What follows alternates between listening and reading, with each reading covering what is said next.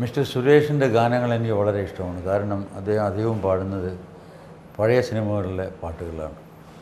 പഴയ സിനിമകളിലെ പാട്ടുകൾ പഴയ തലമുറയ്ക്ക് മാത്രമല്ല പുതിയ തലമുറയ്ക്കും വളരെ ഇഷ്ടമാണ്.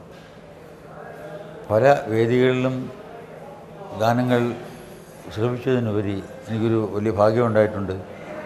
തിരുവനന്തപുരം ബാർ അസോസിയേഷൻ്റെ അവാർഡ് ഫംഗ്ഷനിൽ ബെസ്റ്റ് സിംഗറുടെ അവാർഡ് എൻ്റെ കൈകൊണ്ട് സുരേഷിന് എനിക്ക് കൊടുക്കാൻ സാധിച്ചു. ഏതായാലും അദ്ദേഹത്തിന് ഞാനൊരു മനോഹരമായ വളരെ ശക്തനായ ഒരു ഗായകനായിട്ട് വരാൻ ഞാൻ ആശീർവദിക്കുന്നു. അങ്ങനെ സംഭവിക്കുന്നു വിശ്വസിക്കുന്നു. ഇന്നല്ലെങ്കിൽ നാളെ മിസ്റ്റർ സുരേഷ് മലയാളത്തിലെ നമ്മുടെ മുൻനിര ഗായകന്മാരിൽ ഒരാളായി തീരട്ടെ എന്ന് ആശംസിക്കുന്നു.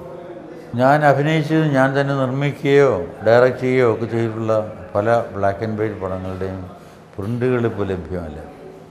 അതിൻ്റെ സൗണ്ട് നെഗറ്റീവ്സും പലതിൻ്റെയും നഷ്ടമായിട്ടുണ്ട്. പലതിൻ്റെയും പാട്ടുകൾ ടി വി പോലും അല്ലെങ്കിൽ റേഡിയോയിലോ ടി വിയിലോ പോലും കേൾക്കാൻ നിവൃത്തിയില്ലാത്ത ഒരു സ്ഥിതിയാണ്.